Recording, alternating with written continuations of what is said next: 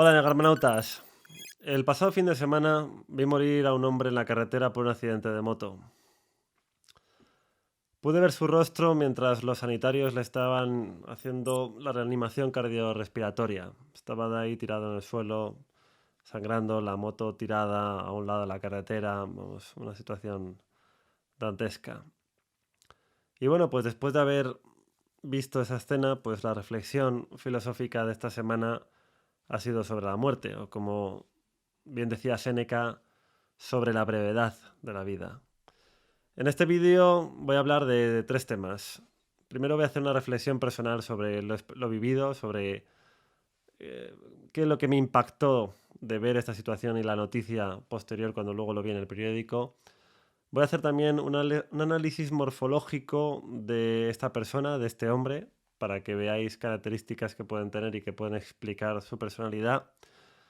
Y tres ideas estoicas, tres reflexiones que nos hacen los filósofos ante la muerte, es decir, cuál era la actitud de los sabios ante las situaciones trágicas como la muerte. Pero bueno, antes permitidme que os cuente la historia y os ponga en escena, ¿no?, de lo que sucedió el sábado. Bien, pues decidimos, mi mujer y yo, pues irnos el día a la playa. Nos fuimos a Terrachina. Terrachina es un pueblo con mar que está a 1 hora en coche de Roma. Se va directamente por la vía Apia, ¿no? La vía Apia es muy famosa porque fue precisamente la carretera donde, bueno, la antigua vía romana donde San Pedro huyó de la persecución de los romanos y Jesucristo se le apareció y le hizo la famosa pregunta de ¿Quo vadis?, ¿no? ¿Hacia dónde vas? Y luego pues cuenta la historia que se dio media vuelta y para defender el cristianismo y efectivamente pues luego le prendieron. También la Vía Apia es famosa porque fue donde crucificaron a Espartaco en el 70 a.C. De la revuelta que hubo de gladiadores y de esclavos, cogieron a todos los esclavos y les crucificaron a lo largo de toda la Vía Apia.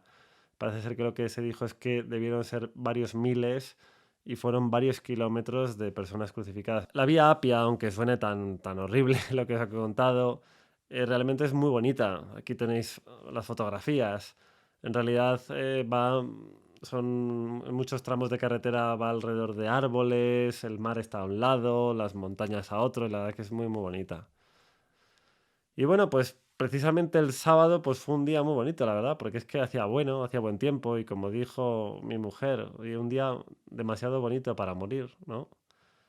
Pues sí, tristemente bonito, como para que sea el día de que todo termine así de repente como le pasó a este pobre hombre con el accidente de moto.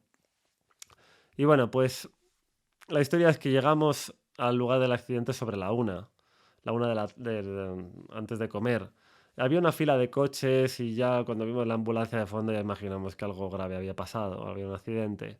Bueno, al poco tiempo nos permitieron continuar con el coche y como íbamos pues lentamente, yo que iba conduciendo pude girar la cabeza y ver la situación, ¿no? La moto destruida por un lado, el que había impactado contra otro coche de frente, vamos, básicamente era un hombre que iba en moto y que se encontró otro coche de frente porque es una vía a dos sentidos y en el adelantamiento o lo que fuera, pues bueno, pues le pilló de frente y saltó por los aires.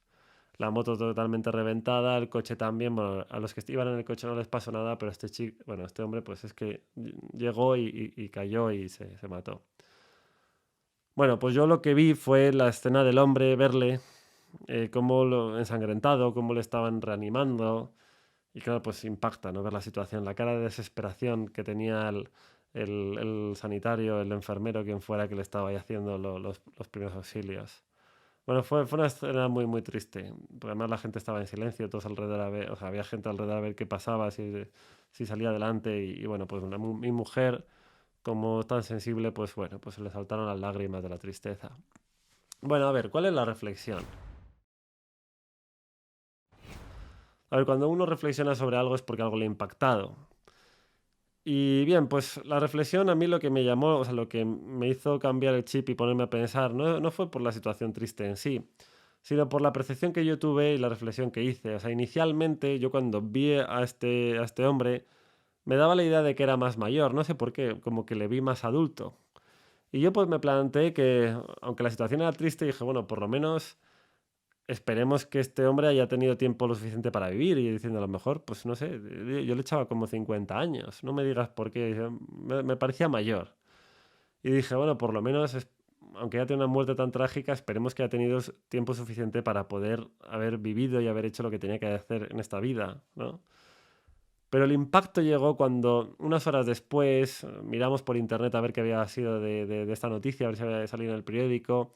Y efectivamente en internet pues salió que un motorista había tenido un accidente en este punto de la vía Apia y era un chico joven, nacido en 1990. Es decir, que tendría que tener unos 30 o 31 años. Y que tristemente había fallecido inmediatamente en lugar del accidente. Caramba, que es que solamente tenía 30 años. Joder. Es que cuando un hombre joven muere es que es dramático. Cuando un hombre muere tan prematuramente, con toda la vida por delante, es triste, es dramático. Es que es una pena, ¿no? Porque tú ponte, o sea, yo me pongo o sea, inmediatamente yo veo eso y me pongo en su lugar.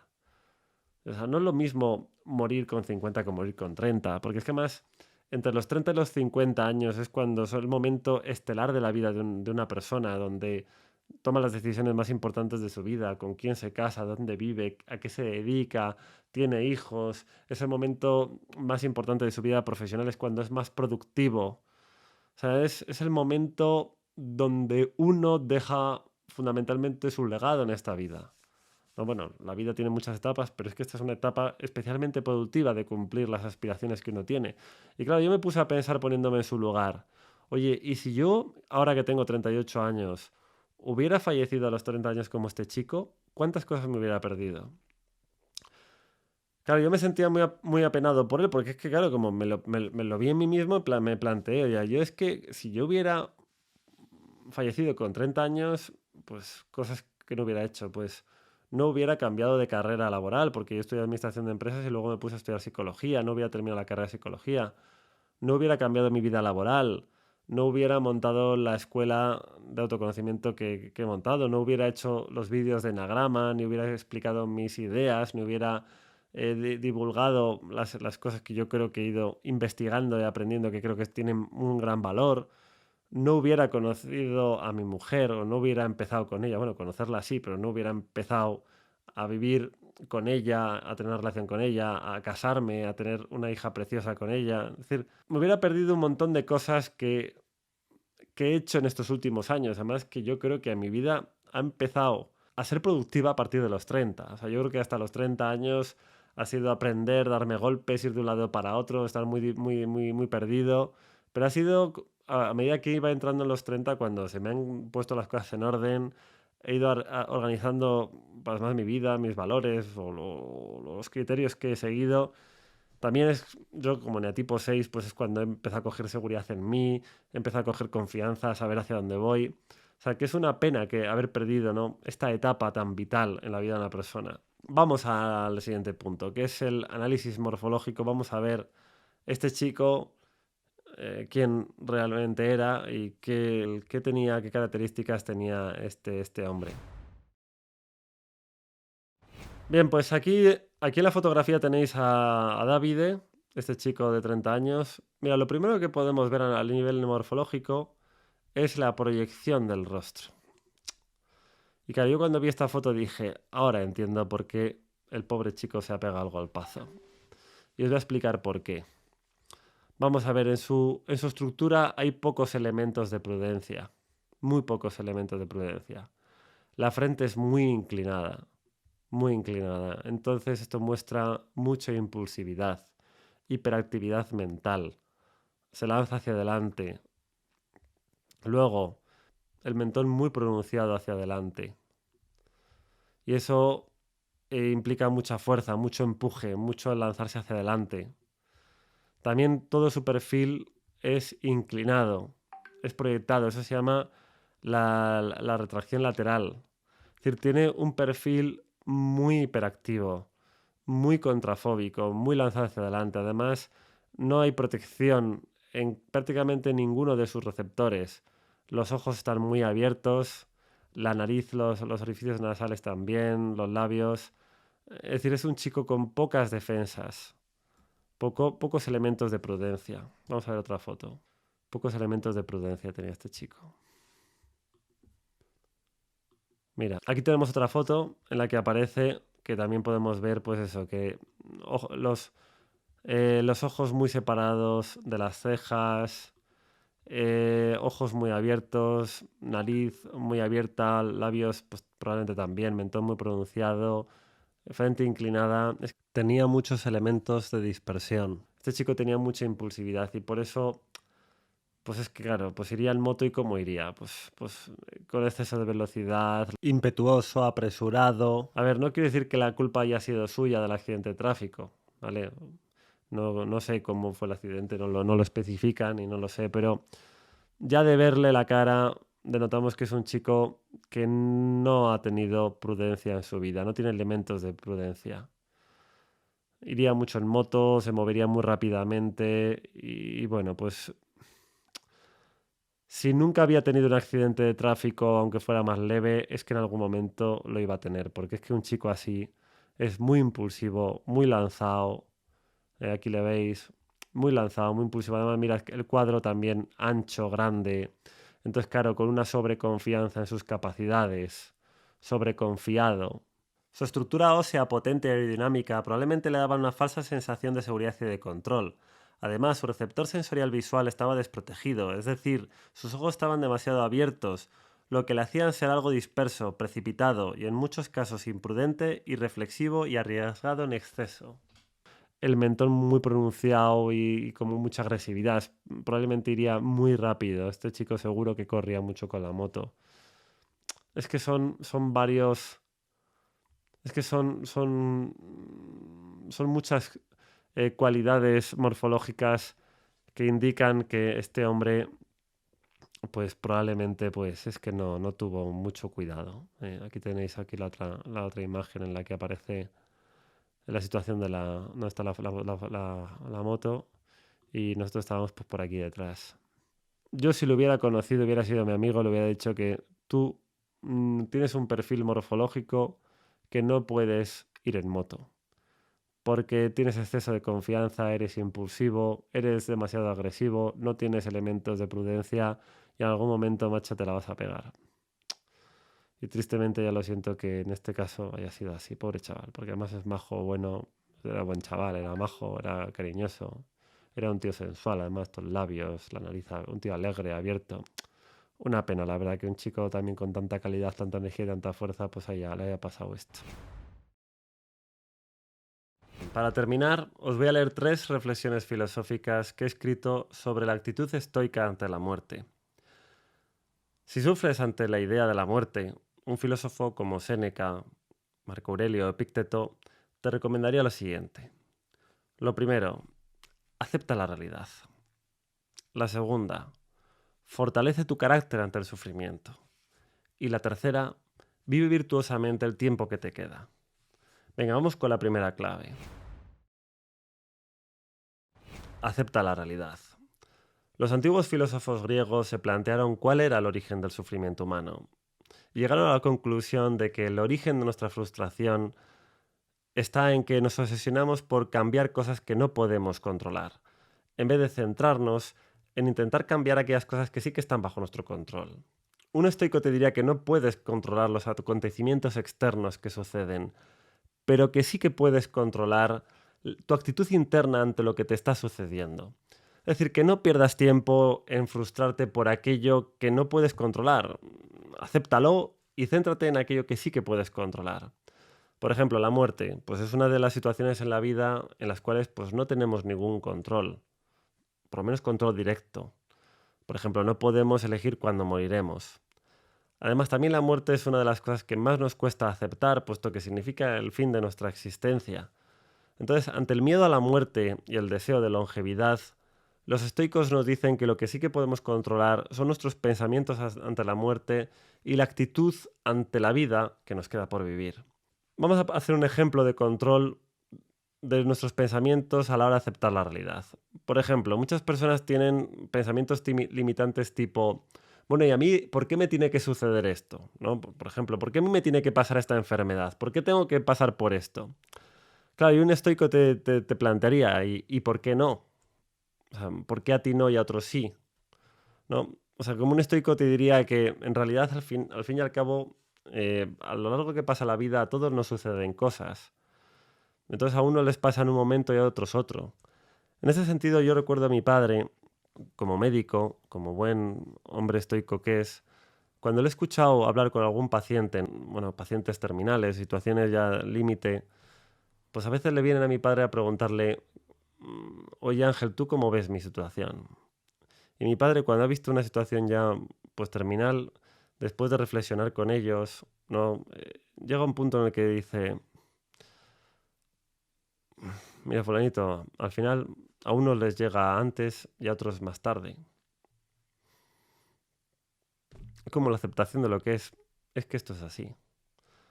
Es duro aceptarlo, pero al final es lo que nos ayuda a superarlo y lo que nos libera de estar luchando contra algo que uno no puede controlar y perdiendo energía en cosas que se escapan de nuestro control.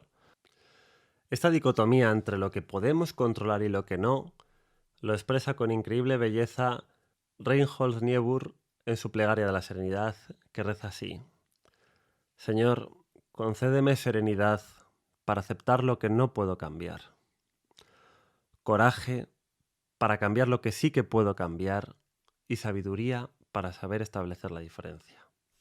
Segunda clave: fortalece tu carácter ante el sufrimiento.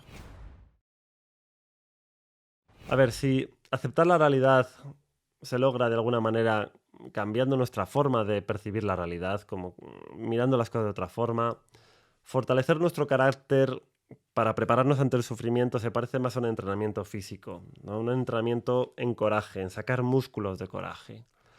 Un estoico te diría que la mejor inversión que puedes hacer en tu vida precisamente es centrarte en crear un carácter fuerte, virtuoso.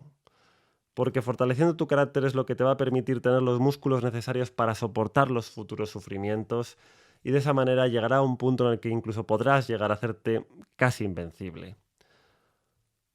En este sentido, los filósofos lo que nos aconsejan como técnica psicológica es reflexionar y pensar sobre nuestra muerte, sobre nuestra propia desaparición.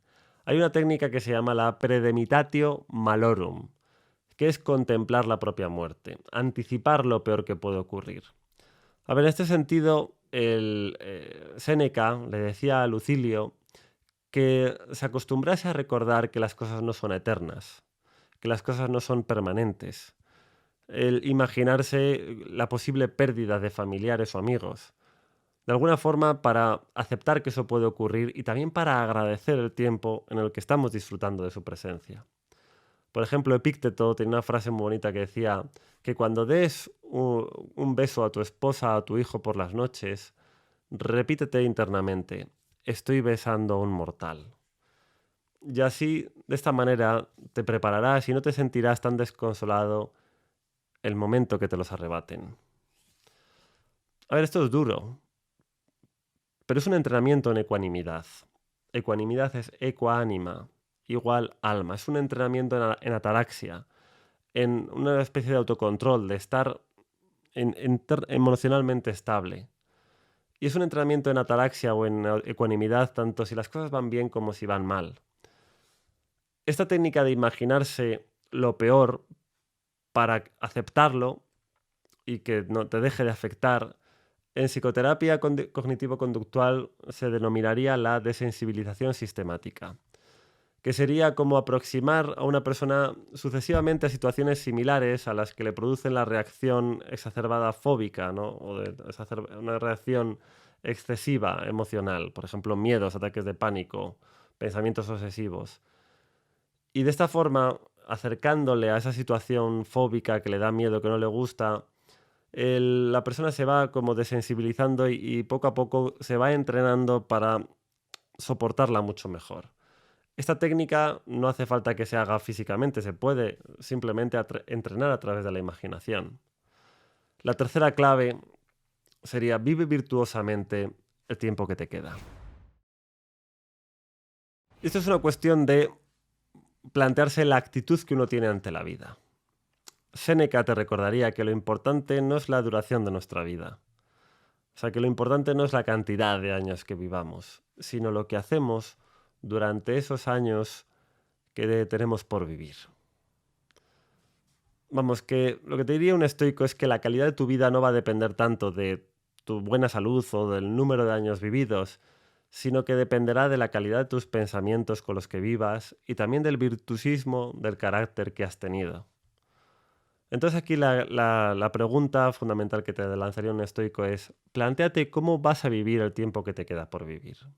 Es decir, ¿cuál va a ser tu actitud ante la vida? ¿Cómo vas a funcionar en los años que vas a tener delante tuyo? Mira, hay un estudio de psicología social en el que hicieron la pregunta a pacientes terminales en hospitales y les preguntaron de qué se arrepentían las personas en esos momentos últimos de vida. Entonces el título era ¿de qué se arrepienten las personas en su lecho de muerte? Y la conclusión a la que llegó el estudio es que la mayoría de las personas no se arrepienten de lo que han hecho, sino que generalmente se arrepienten de lo que no han hecho. Es decir, lo que les ha faltado por hacer. Entonces, para ponernos en marcha, para ponernos a hacer las cosas que deberíamos hacer y luego no tener la sensación, ¿no?, de cargo de conciencia de no haberlo hecho, un estoico te diría que tienes que desarrollar la sensación de urgencia, de despertar, de sentir que no tienes toda la vida para cumplir el propósito por el que has venido, cumplir tu deber, hacer las cosas urgentes e importantes que tienes que hacer en tu vida. Es decir, conectarte con ese propósito del sentido del deber. Esto es especialmente importante como mensaje a los eneatipos 9, ¿no? Porque el 9 muchas veces con la acedia se olvida de lo que le pasa y cree que tiene toda la vida por delante. Y eso es un peligro, ¿no? Creer que tienes todo el tiempo del mundo hace que no tengas urgencia por ponerte a hacer las cosas más importantes entre todas las trivialidades que vivimos. Ahí la frase latina dice tempus fugit, collige virgo rosas. El tiempo se va, aprovecha, niña, la juventud, ¿no? Aprovecha los momentos. Y eso también es otra de las cosas que la gente se arrepentía en su lecho de muerte, y es no haber disfrutado plenamente en momentos de vida o sea, momentos que les donó y les regaló la vida. Como que llegaron a la conclusión de que podían haber disfrutado y agradecido mucho más todo lo que tenían y sin embargo habían perdido el tiempo en discusiones, en enfados absurdos. Y ahí viene el adagio latino del carpe diem. El carpe diem latino es vive el día, ¿no? Disfruta del día. Los filósofos nos aconsejaban a vivir cada día como si fuera el último, disfrutar de cada momento hasta el momento que la muerte llegue. El carpe diem era una oda, ¿no?, a la alegría, a decir, oye, aprovechemos el momento que tenemos juntos porque no sabemos si mañana estaremos tú y yo aquí. Así que hay un impulso al agradecimiento, al disfrute de la hora, al aprovechamiento de la hora, ¿no? A cumplir con tu deber. Es esa mezcla, ¿no?, de un hedonismo ilustrado, disfrutar realmente de las cosas buenas de la vida, junto con cumplir tu sentido del deber para crear un carácter virtuoso. A ver, como reflexión final, el estoicismo es la filosofía de vivir con realismo, virtuosismo y alegría. Y para vivir con virtuosismo, una de las claves es vivir de acuerdo a tus valores, crearte un código de honor. A ver, para muchas personas les puede parecer extraño decirlo, pero tener una filosofía coherente de vida o una religión nos predispone a aceptar la muerte dándole un sentido. Una persona que tiene una filosofía de vida coherente y es íntegro con sus valores, va a saber distinguir mejor qué es lo que merece la pena de lo que no. Y al haber sabido distinguir qué es lo más valioso en su vida, pues habrá invertido más tiempo en ello. Y probablemente lo haya conseguido en la medida que le fuera factible hacerlo. En consecuencia, cuando a esa persona que tiene claros sus valores y sus principios le llegue la hora de la muerte, pues no va a tener nada de lo que arrepentirse. Y tampoco tendrá miedo a la muerte, por lo que no haya podido dejar de hacer en este mundo, porque ya se habrá asegurado de que lo más valioso y lo que tenía que hacer lo ha hecho. Por último, Séneca nos diría que la muerte te ayuda a recalibrar tu sistema de valores y de prioridades vitales. Es decir, la muerte es como una consejera, una amiga consejera, que te dice que reconfigures tus valores, que recuerdes cuál es lo importante para ti, para que cuando te llegue el momento no tengas nada de lo que arrepentirte. Para un estoico, el mayor éxito en la vida es morir sintiéndose satisfecho por haber cumplido dignamente su deber como ser humano. Bien, agramautas, espero que os haya gustado el vídeo, que os hayan servido estas reflexiones estoicas y os dejo un último regalo. Y es un vídeo de mi mujer tocando una bonita canción de piano. Hasta pronto.